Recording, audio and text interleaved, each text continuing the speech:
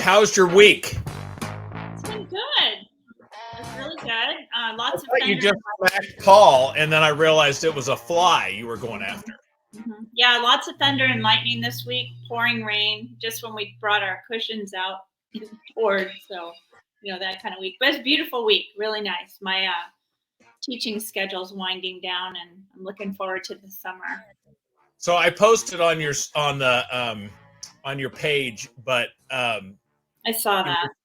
we were talking about stuff that's fun to do, and sitting around the fire outside, and just got some s'mores out, which I hadn't had since before. I don't know. It was a long time ago. And it's the things you just forget about that are fun. And it wasn't even, I'm not that big of a fan of the s'mores. It's the making fun of, your marshmallow caught on fire. All the stuff that we went back. I had the stuff in this, probably still, luckily it's white, on my fingers, stickiness everywhere. But it was a blast. Yeah, and it was fun. And it wasn't that it's just I'd forgotten things. You forget things. We forgot what was fun, or at least I did for a long time. Yep.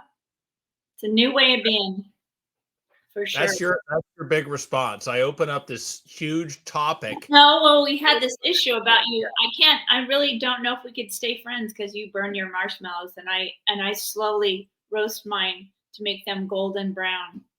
We're not gonna turn this into an issue, but to just burn the exterior, you have to toast for a while to get it hot, gooey, and then you char the exterior to give it that. I just don't think you have the discipline to be patient about anything, and Let's bring our guest here. It may offend our guest, because you're annoying me greatly tonight. Kiola, hey, welcome. How you doing? I'm doing really well, and I'm right in the middle of you guys with the marshmallows. I agree that it does take high heat to get the middle gooey, and I do enjoy the aesthetic of the gold. So I'm right in the middle. It's just really. My mom likes hers charred and crispy, where you peel that out and then you have this new center in the middle, so you get two treats out of one. Because if you do it correctly, when you do the char, you can peel the char off like a caramel. It gets really crispy, and then you can use the middle to make the s'more. So that's my vote. So guess what I found in Target last week? They have white chocolate. I kind of like white chocolate with red and blue Pop Rocks in them. So I did buy them because the grandkids are coming this weekend. Pop Rocks in 7th or 8th grade. That was like heroin. That was big. I know. Leave it to recovered grandma to turn the kids onto Pop Rocks. That's funny. Lovely. Well, Peggy, who is she and why is she here? Well, our good friend Heather Lowe introduced me to Kiola, and I'm just gonna pop on a background. She's a precision nutrition certified coach. You guys are in for a treat, and a National Academy of Sports Medicine certified trainer.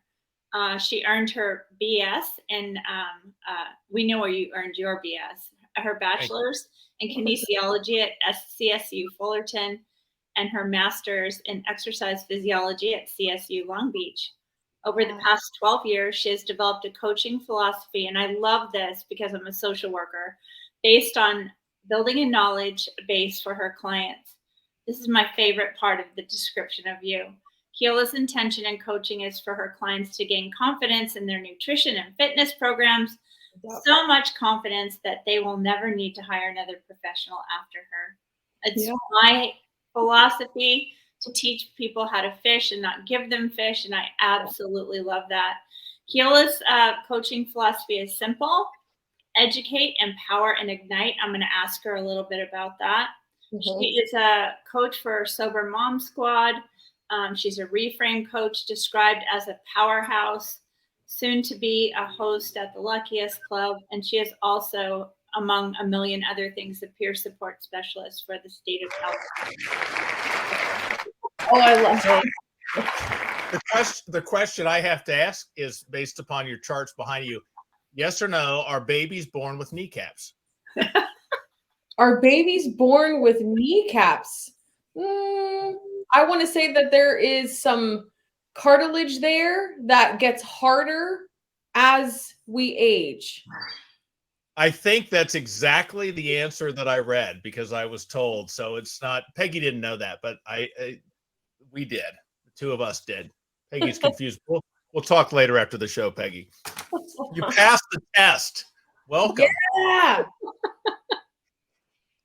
Well, I'm actually speechless right now. I have had about 38 people, including some evil person up in Cleveland, who has told me, just shut up. No one wants to hear from you tonight. Just let her talk. So let's hear your story. Oh my goodness. Anytime I hear my bio, I'm like, oh yeah, that is true. That really is me. I really did do those things. I really do believe that stuff. But it's always so awkward writing it, like writing about yourself. And so recently, I actually have somebody updating my website right now, and I just said, can I send you some things and you write it? Like, it's just so awkward to write about yourself. But that is me. I am a coach. I've been a coach for over 15 years now, that will be updated.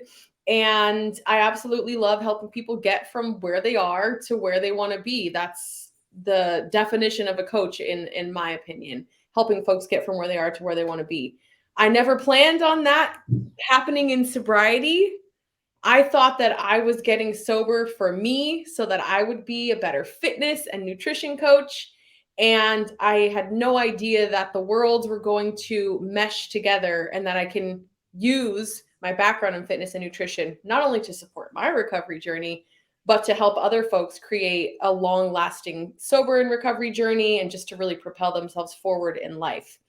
And doors started opening just around a year ago when it comes into this community. And I know that it's because I was so open about my journey and I was posting about it, sharing about it, and just letting my social world in, my virtual social world into my journey, and sharing tools from my background in coaching and fitness and nutrition. And people started to invite me and to do workshops, and that led to hosting meetings, and that led to the peer support option. So became certified in peer support and have been using my fitness and nutrition coaching background to help folks create their long-lasting sober lifestyle. And how did I end up here in my recovery? You sound like everything was perfect for you.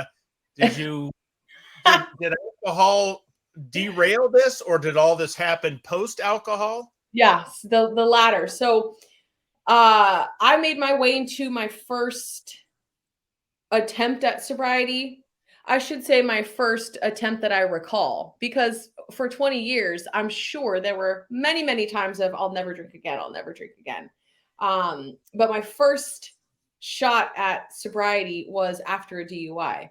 And before the DUI, 10 years before, was that waking up moment of, I missed a whole day of work and I can't believe that this happened to me. And this will never, ever happen again.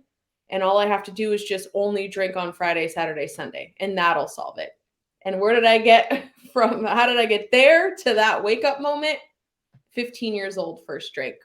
So taking it all the way back to high school, which is when I assumed everyone started drinking. I came into this journey thinking that's just the way it is, and I just couldn't handle it. So my first drink was at a party. Somebody's parents or older brother or sister got us alcohol, and I kind of thought it was just a rite of passage. Like, this is what I'm supposed to do. I see my aunts and uncles drinking at the holidays. It seems like it's a lot of fun. Even though my dad had been through his own struggles, his own substance use struggle, I just saw it as something that I was supposed to do. I'm just supposed to drink, and this is what you're supposed to do to be cool and a part of the in crowd. I didn't realize that it was going to be my coping mechanism for anxiety.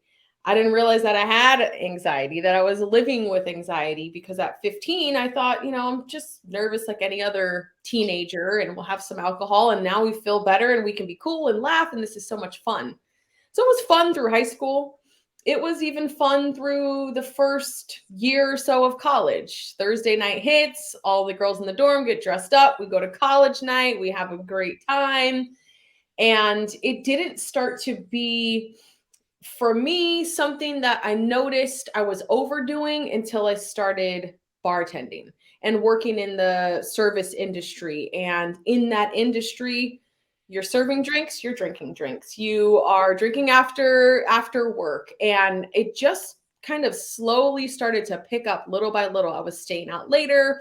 I was finding different reasons to drink throughout the week when I wasn't working. One of my sisters will tell you that her first kind of shocking moment was walking into my room and seeing a bottle of wine on my nightstand. And I had an explanation for that. Like, oh, I wasn't drinking in bed or anything like that. I brought it in here because I was going to pour a glass and then do something else. And then I just left it in there, whatever my excuse was. So little things like that started to happen, where it was just getting closer and closer to my bed. It was getting closer and closer to daily use. I used that bartending persona as a really good reason that I needed to be drinking, because this is who I am. I'm like a party girl. I'm a bartender. I have to taste everything. And that was about a decade stretch. And that miraculously, I graduated with my bachelor's. It took me longer than average. And I didn't connect those two pieces, that there's probably some of the drinking impacted that, with missing class or not being driven or just feeling down and withdrawing and dropping out and then figuring myself out, getting back in school, dropping out again. I didn't put the pieces together that had the alcohol been out of the way, maybe that process would have gone a little bit more smoothly. But miraculously graduated with my bachelor's degree. And not long after that was that first 2008 moment of my drinking impacting work. So I didn't have an issue with it making me late for class or turning in assignments late. That was fine. That was just college. So that happens. I very selfishly drink and drove like it was just nothing, because I knew, like, I can do this. This is, maybe some people can't drink and drive, but I can. I'm good at this. I got this. And I knew very well that there were, fender benders and bumps on the car that wouldn't have happened had I been conscious. And I just kept on going. It was that missing work. For some reason, I thought, now I need to do something about this. And that is when all the rules came in. If I don't drink with these people and I don't drink these certain drinks and I only do it on these certain days, then I'll be okay. And that's it. And that, I can't remember exactly how long that lasted, but that was an implementing thing, up and down. I would have some weeks that were good and then not so much. And I maintained that through grad school until I got a job at a dive bar. And I consider that the top of my bottom. Working at that spot where we were allowed to drink as much as we wanted, encouraged to drink as much as we wanted. It was a dark lifestyle that I was trying to balance with science and kinesiology by day. And I was the graduate student assistant, and I'm teaching classes at Cal State Long Beach. And then at night, I am drinking my face off. And that was exhausting. And that process took longer than the average. Grad school is typically about 2 years. I was there for 3.5 years. Same thing as undergrad, changing my mind about my thesis. Do I take comp tests? Do I focus on this? I don't want to do this anymore. There's always been a perseverance in me, though, and determination. I don't want to be a quitter. I don't want to leave projects unfinished. So that drove me. But again, had I not been drinking, that process, may have gone a little more timely. So in that time, when I got my master's degree, I was still working at this place that was just ramping up my drinking more and more. And finally, the slap on the wrist that I very much needed happened. Because again, I think one of the most selfish things I've ever done in my life is drink and drive. And if that hurts people's feelings, meaning like they're offended by me saying that you drinking and driving is extremely selfish. I think it's one of the most selfish things anyone can do is to get in a gigantic machine drunk and then just go on the road or on the freeway. I needed that slap on the wrist. It was a long time coming. There were a lot of like moments, and what it must have been 3, 4, 5 o'clock in the morning, driving back from a birthday party, drove off the freeway, off the 91 into an embankment. And that's when I thought, this is it. Like, this is it. Now you're getting arrested. You've missed work and you kind of came back from that. You've missed school assignments and you would come back. You've done had all these dangerous situations and close calls, but this is it. This is your wake up call. Your family's going to find out. You can't keep this a secret. This is now, it's out, it's hit the fan. And I lasted about 8 months in that journey. And I know exactly why it didn't stick for me. It didn't stick for me because I tried to do it on my own. I went to one meeting. I didn't see anyone in the room who was my same age. I didn't see anyone in the room who looked like me. I didn't see anyone in the room who I felt like, okay, yeah, I can probably talk to them after the meeting and they'll understand me. And I went to one meeting and then I said, nope, I'm not going to anymore. I'll just do the rest of the assignments for, this ticket. In California, if you don't know, DUI is going to cost you a minimum $10,000 with all of the fees and all of that. So I just figured I'll do the rest of the work and I'll stay away from my friends and I'll stay away from anybody in any place. I'll just go and seclude myself and isolate myself, and that'll be the tool. That'll be the solution. And as you all may know, for many people, that's not it. You might benefit from some time in solitude, and right. Like suggested, if you try to stay away for 8 months and not talk to anyone, it's going to be really tough. Gets lonely. Friends start to have resentments. I didn't have any tools or wisdom to help deal with those friendships changing. I had no fellowship. And so sure enough, here comes, my my alter ego, who I call Kiki Loca. Kiki Loca says, you could probably, it's been 8 months. Look at you. You've got back on track with your nutrition. You are creating new fitness programs. Things are going great. Your life is going good. You're happier. You can probably just have wine. So just start with that. And here she is talking to me. That's fine. Just don't do the tequila. Just don't do the margaritas. You'll be okay. And so I listened to her and I said, okay, I'll just do wine on Saturdays.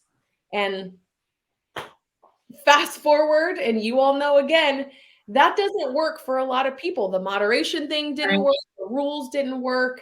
And I find myself right back to the same routine. Now I own a gym. Now I'm running a studio with a business partner. And when it ramps up this second time around, there's other people that are counting on me to perform in order for this business to succeed. And it just all came to a head. I knew I couldn't carry it on anymore, and I was ready to get help. But here's me in October 2018. I said, I know I need help. This is not working. I am in a toxic relationship. My life is in shambles. This business is hanging on by a thread. I'm not helping in any way. I'm showing up at 5 a.m. with my mask, this fake version of me teaching these classes and telling people, you can do this. Your life is, take care of yourself. Right. When they left, I was going in the back of the studio, pouring wine in a 24-ounce water bottle and just on the back porch, just checking out.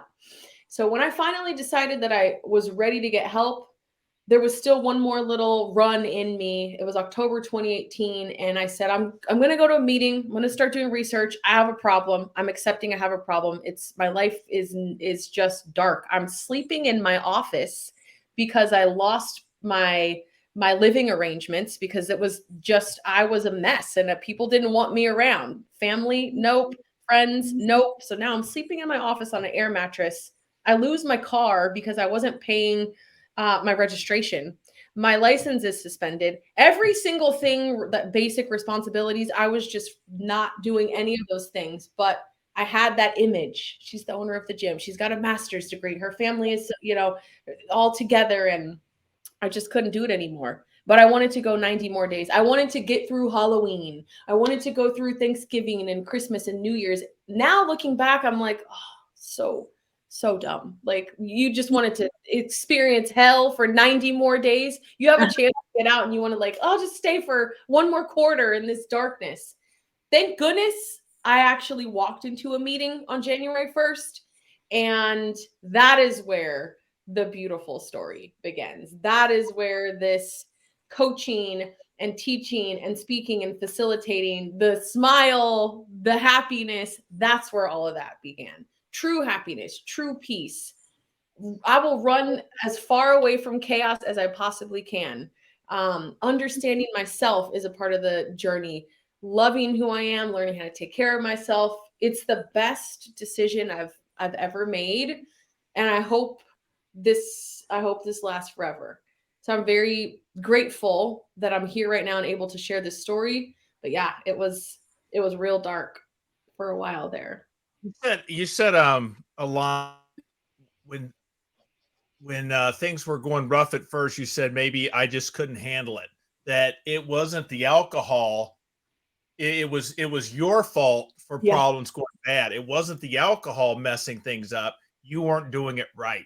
And I think I'm really lately realizing we gave alcohol all the credit we gave it was for all the good stuff.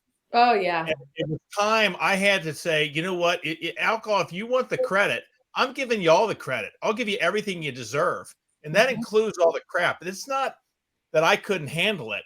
Yeah. So this is a messed up stuff. Yep. And so and the other thing you said about the perseverance, looking back, let's just say Friday nights, I had a ton of great positive Friday nights with alcohol. Yeah. I had at the end a shorter number of really, really crappy Fridays. Now that's where it was going, and but my head was still going back. Wait a minute, no, this thing works. You're screwing something up. You're doing it wrong. You got to get back to doing it like you used to. The alcohol wasn't a problem before.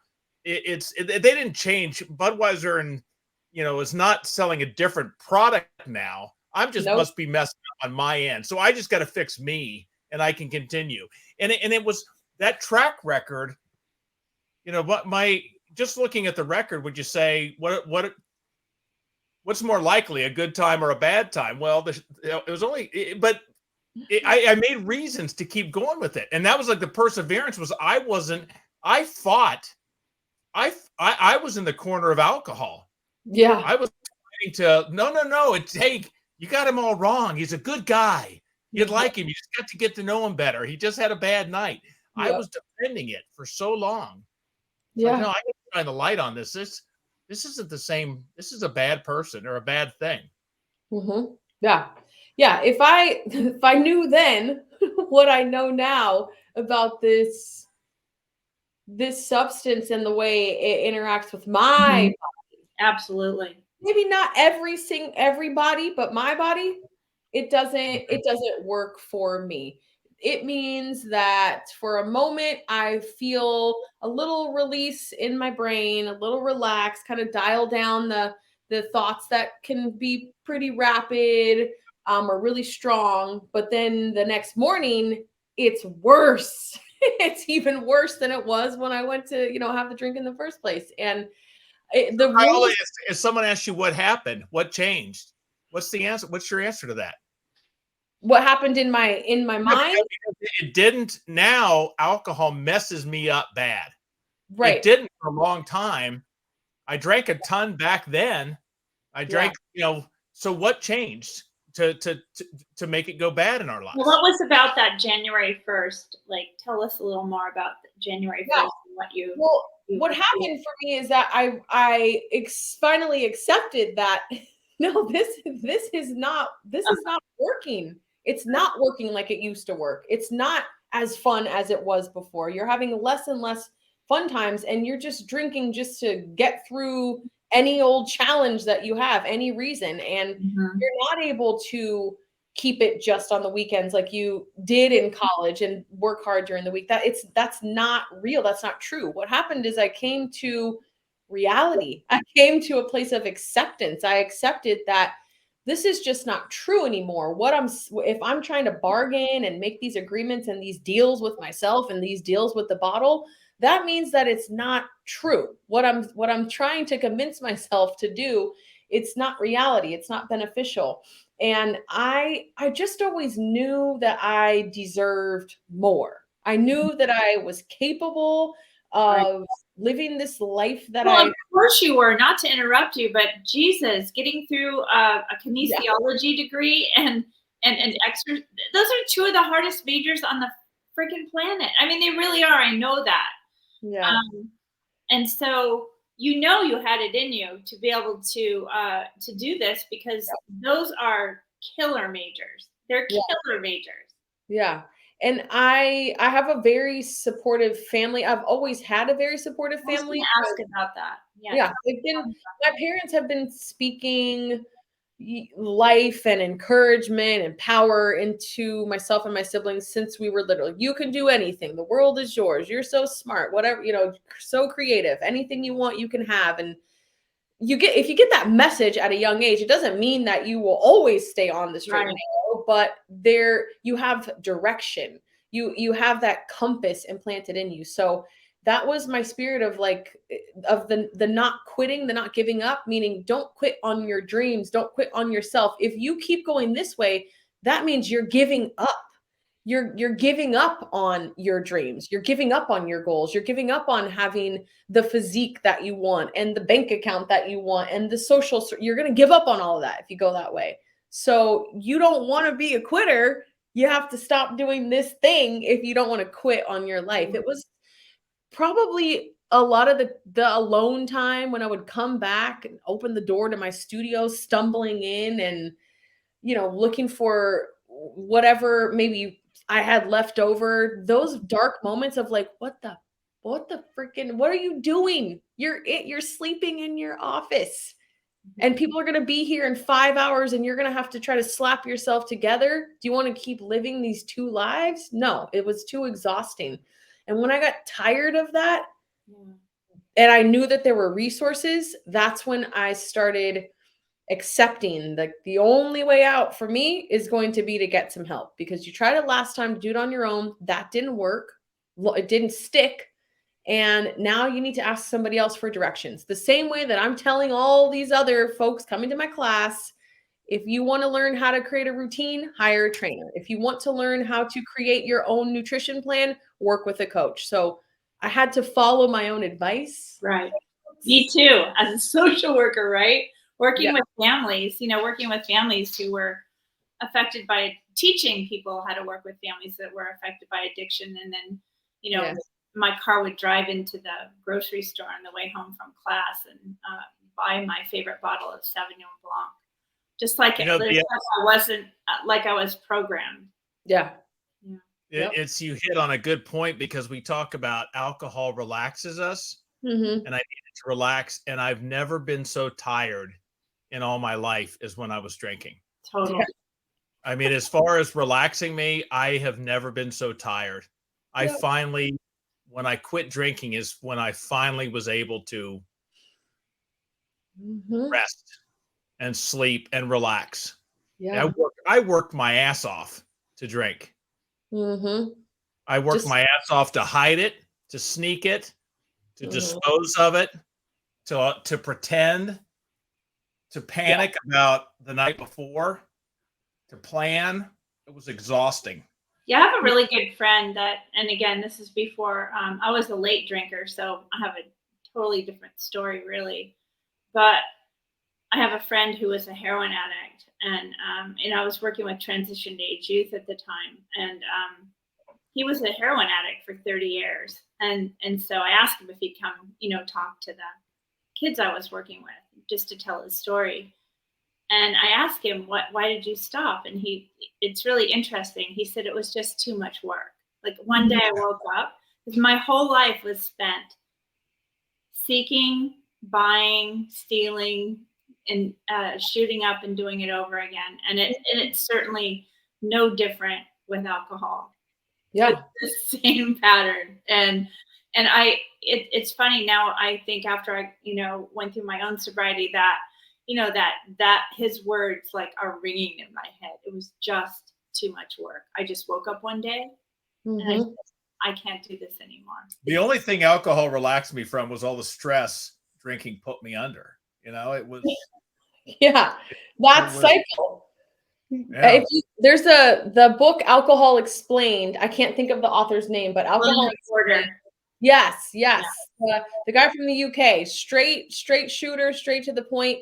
That is where I was reminded of what the cycle looks like on the outside. I remember what it felt like being in it and then convincing myself that this is just life and life is just hard.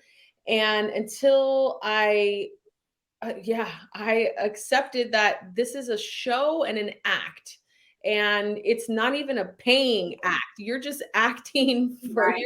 You're acting, and it's actually putting you into debt.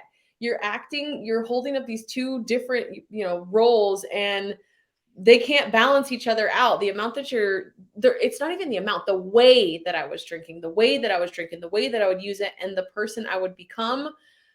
It was exhausting. The cycle was drink, argue, in the relationship I was in, get in an argument, say something rude to one of my sisters, they're mad.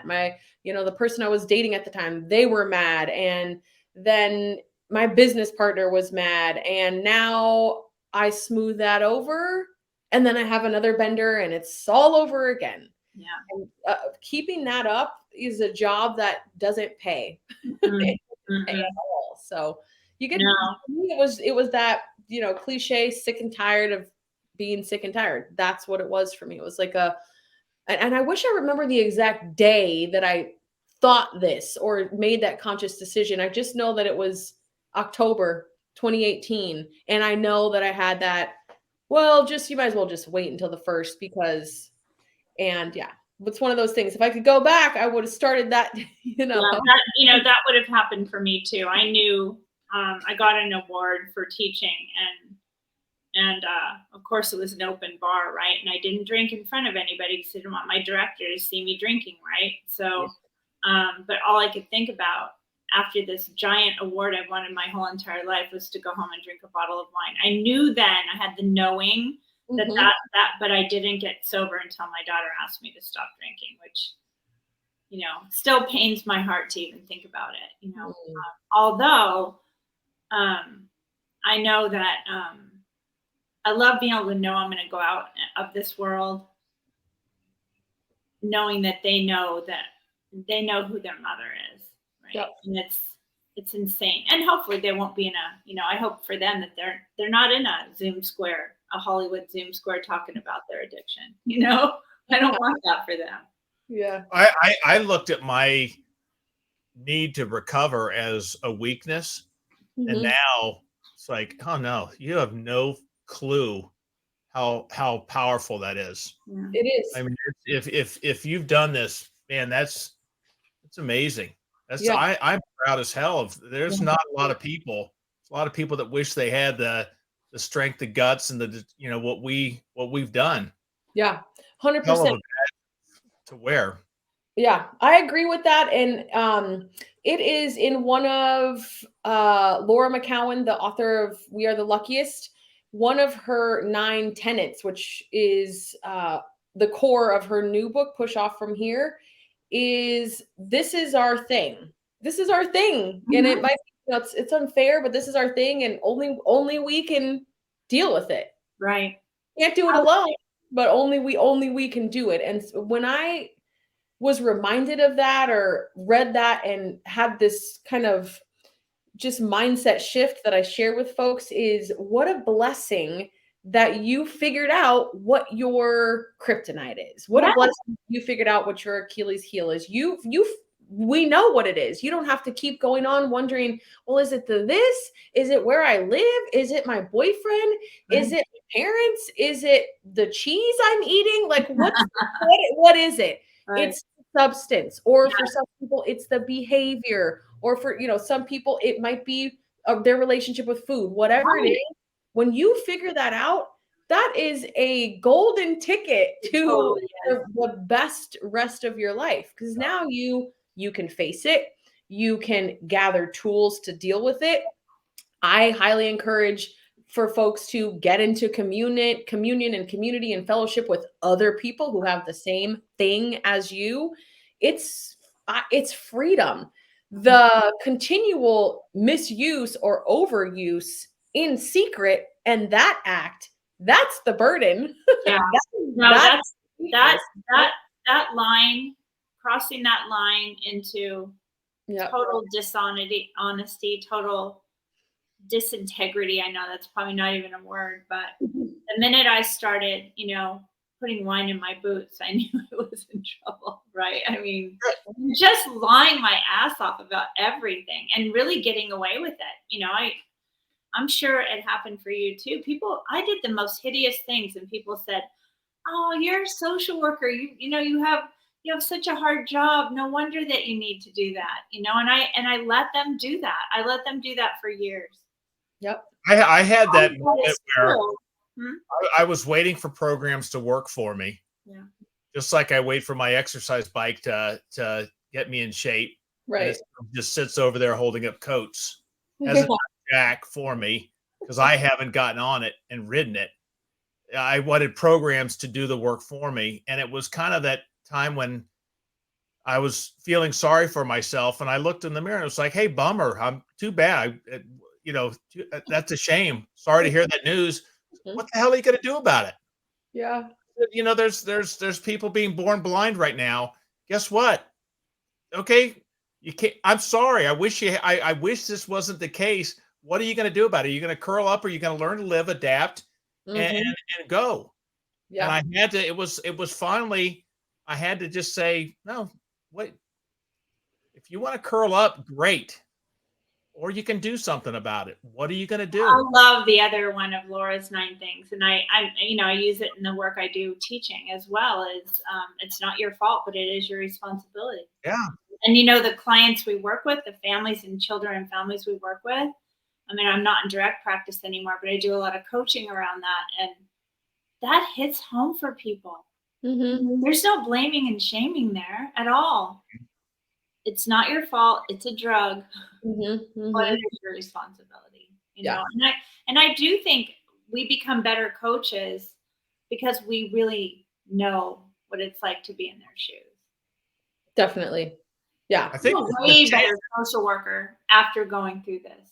Yeah. the shame for me wasn't having it. The shame was not doing anything about it.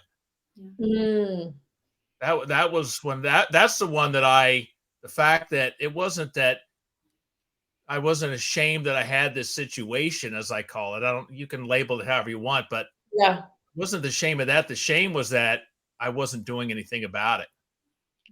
And that was the one thing I could control. I couldn't control what my chemical, whatever the reasons, it doesn't matter. It's not going to change. Because you don't know how to cook a marshmallow. It's because you do not know how to cook a marshmallow, and that's part of your issue. And maybe we need to find a coach for that. It's a shame that your shallowness keeps you from the finer things in life. Kiola, thank you so much. Just to wrap it up, is there anything you'd like to add? Anything we didn't ask you, or anything you want to kind of parting thoughts for the people who are watching you tonight? I will leave folks with some encouragement on how to make this process work, right? Because people ask, "Oh, how did you get to the first year? How did you get through the first 30 days? How did you get to year 2, year 3?" Here's what I did. I got into a space and I followed the directions that they gave me in that space. So whether you're choosing a virtual space or an in-person space or a combination of the two, follow directions for once, damn it. Follow directions. Whatever program it is or whatever community it is. I can speak on Reframe. Reframe has daily tasks. Do the daily tasks. That's the directions. If you go to 12-step, get a sponsor and do the steps. If you go to Smart Recovery, come to the meetings and follow the 4 points. Follow directions. Follow directions. After that, I suggest that you accept that you most likely, I've only met one person in my 4.5 years that did it totally by themselves. They've got 6 years in, no meetings, no fellowship. So it's not impossible, but it's more fun when you have some other people to do it with, right? So get into community and be active. If you're in a virtual space, that means chat. Type into the chat and say hello and send encouragement to someone else that's on that meeting. Or if you're ready, share. Turn your camera on and get ready to share and talk about this. So participate in the community. And then the last thing, find a way to be of service. If it's in your sobriety space, if it's at the local zoo, if it's at a children's home, if it's with unhoused people, I don't care what it is. If you are the volunteer for the Underwater Basket Weaving Society, do something that's outside of yourself. Something that you get to show up to and not be stuck in, oh, I'm having a craving, I'm having an urge. Well, get your ass down to the soup kitchen. That craving will go away when you serve someone else who doesn't have any food that day. You will stop being stuck in your feelings and be able to share. Follow directions, get into fellowship and participate and be of service. And you start with those 3, you have a good chance. I think you have a good chance of this thing sticking. And that's what has worked for me over the last 4.5 years. We put your website in. I hope he didn't. Yeah. I got it right. That's me. Thank you so much. Thank you. This is awesome. Bye. Thanks, Kiola. Hang in there and stay on, and we will talk to you next week, everyone. Take care. See ya. Aren't you going to dance, Peggy? Uh-uh. Okay. A little bit.